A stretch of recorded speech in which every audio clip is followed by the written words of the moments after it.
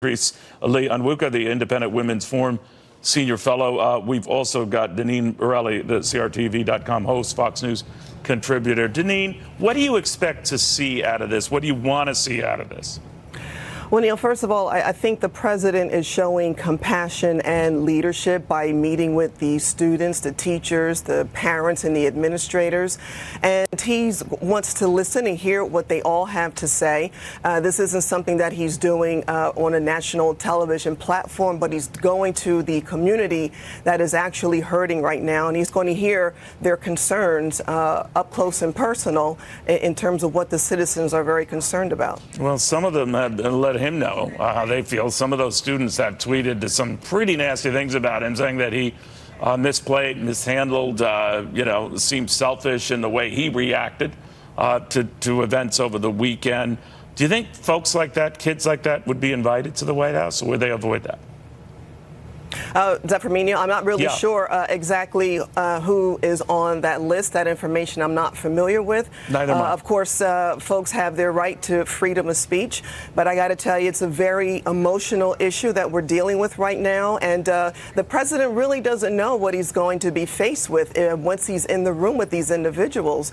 So that's something I think that needs to be taken into consideration and to keep in mind, since it's a very emotional time right now. Yeah, there definitely nerves are going to be raw, Patrice, and a lot of people will say, all right, you represent the government. You, Mr. President, whether it's your party or whether it's just the system. We've been here, done this, experienced this tragedy before many, many times under Democrat and Republican predecessors of yours, Democratic, Republican Congresses, and nothing gets done. It's time to get something done. I mean, is he prepared? Should he be prepared for that? I think he will be prepared for it. You know, acknowledging where government has failed, big government has failed, I think will be a really great starting point. And having a listening ear, because, you know, it's true, those emotions are going to be raw. What's interesting, though, is when you look at the polling around people's perceptions of what the right course of action is, you actually don't see a ton of support for, certain types of gun ban assaults. I think Americans recognize that the Second Amendment is a very important amendment to protect. And so the president coming and saying, hey, listen, I'm listening. Some of them get a little crazy about some guns. I mean, whether certain people should have access to these semi-automatic rifles or those that can shoot many, many rounds a second, and say, all right, well, that seems to be pushing it. But do you think, Patrice, that the president, when he talks about background checks or tighter background checks, would extend that to include limiting access to just those type of weapons, depending on your background?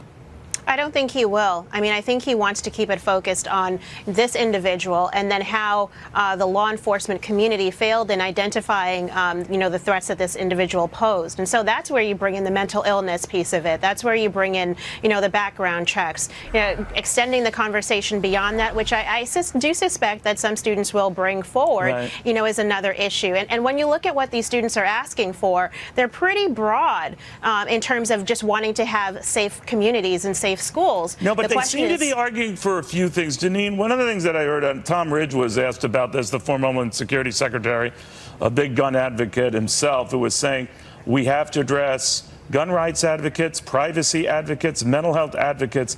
Each and all must be part of this answer. Yet one side only wants the gun guys to do something. The gun guys only want the Hollywood crowd and those who are susceptible to endorsing violent video games and movies to do something. Then there's a whole mental health issue, but none together in tandem. I always think that unless that is addressed, we're not going to make progress. What do you think? Well, yeah, and again, it's very emotional, Neil, but we're also looking at the fact that our law enforcement did not do due diligence.